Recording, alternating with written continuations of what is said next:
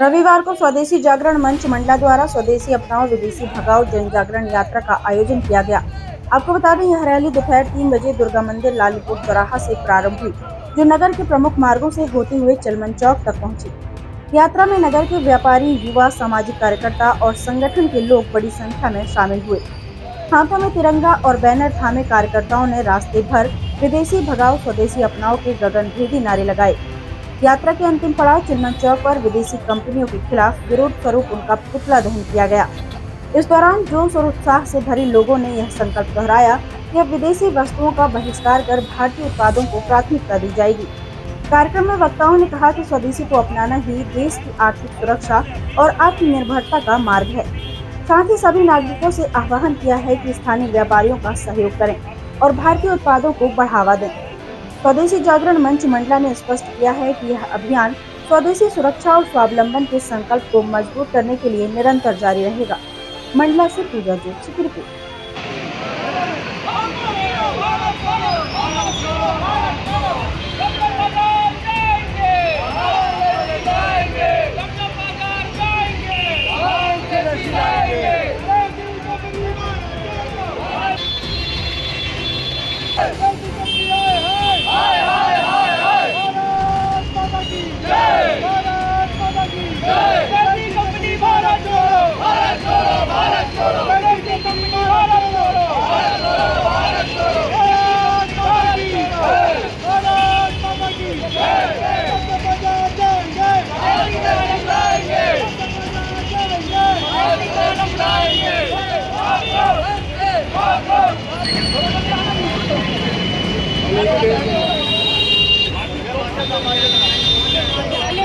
भारत छोड़ो, भारत छोड़ो, भारत छोड़ो, भारत माता की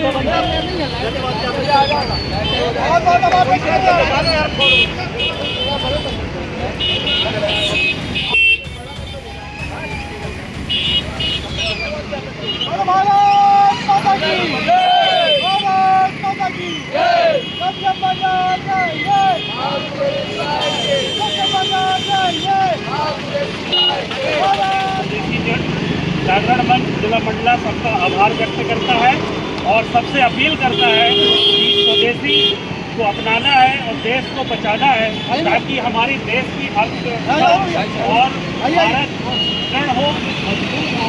इसके लिए सभी का बहुत बहुत आभार।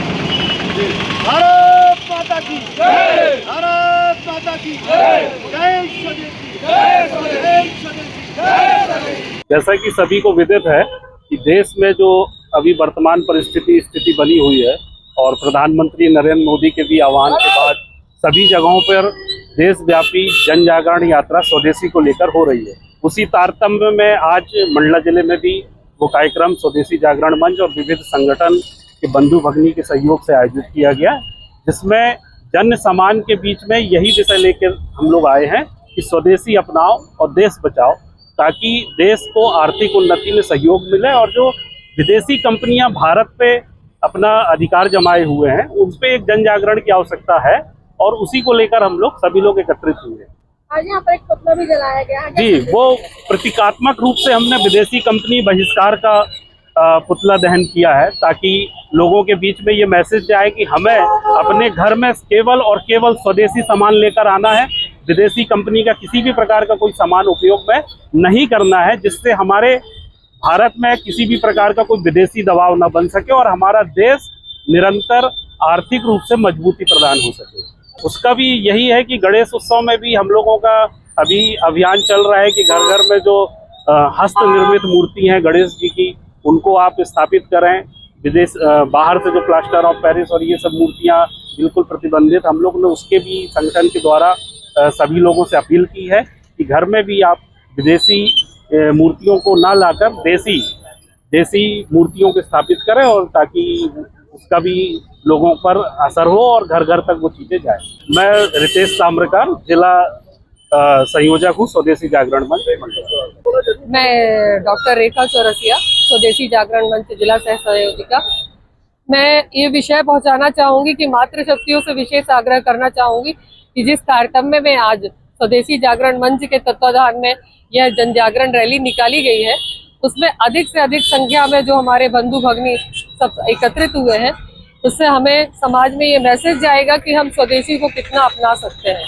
स्वावलंबन की तरफ हम अपने देश को आगे बढ़ाना चाह रहे हैं, इसी उद्देश्य से, ताकि हमारा देश आत्मनिर्भर अखंड भारत की तरफ चले, 5 ट्रिलियन की इकोनॉमी बनाने में सहयोग करे और ज़्यादा से ज़्यादा स्वदेशी को अपनाएं, लोकल फॉर वोकल की अवधारणा को जागृत करें, ताकि मातृशक्तियाँ जो घर में आने वाले सामान हैं उनको अधिक से अधिक स्वदेशी अपनाएं।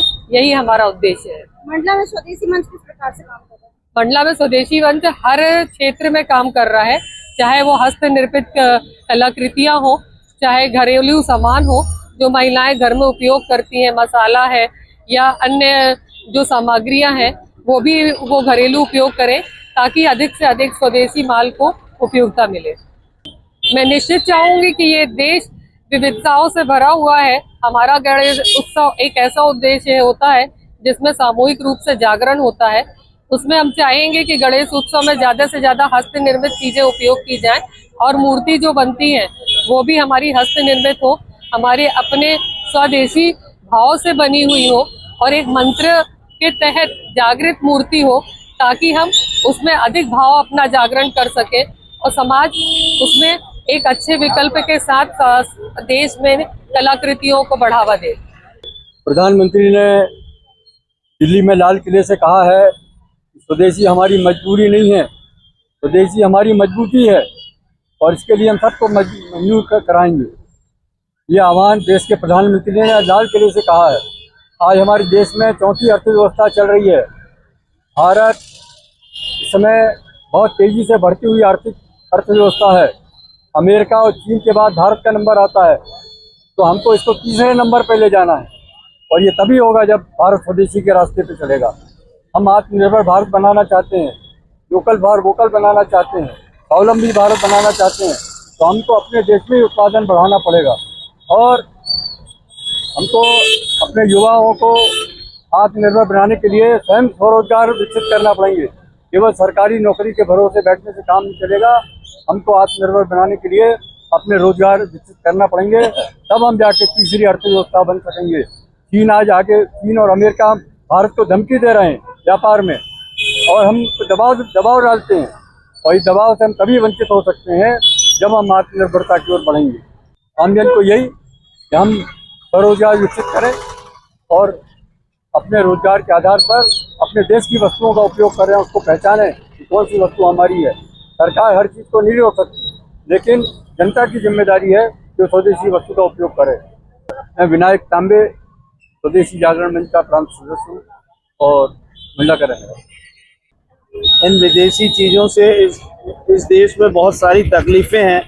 इन्होंने अनावश्यक किसी भी चीज़ के एक तो रेट बढ़ा रखे हैं और दूसरी चीज़ इन्हीं चीज़ों की बिक्री मार्केट में हो रही है। इन सब चीज़ों को यहाँ से हटा बंद करके और अपने देश की चीज़ें बेचना चाहिए। मैं इस चीज़ के लिए आज इस विरोध करने के कितना सफल है स्वदेशी जी यहाँ से सफल तो बहुत हो चुका है, मगर अपन चाहते हैं अपने देश का जो बना हुआ सामान है या अपने जो लोकल बना हुआ सामान है उसको बढ़ावा दिया जाए और इस देश के पैसे जो है या मनी जो है इसी देश में रहे। मेरा मानना ये है ऐसा होना चाहिए। नहीं, बढ़ने के लिए क्या है, विदेशी चीज़ों से बढ़ने का नहीं, अपने देश की चीज़ों से आएगा फर्क। आज नहीं तो थोड़े समय बाद ही सही, मगर धीरे धीरे इस पर प्रभाव डालने पर इसका फर्क आएगा। क्या नाम है आपका? किशोर सिहानी, गृहस्थी किराना, नेहरू चौक।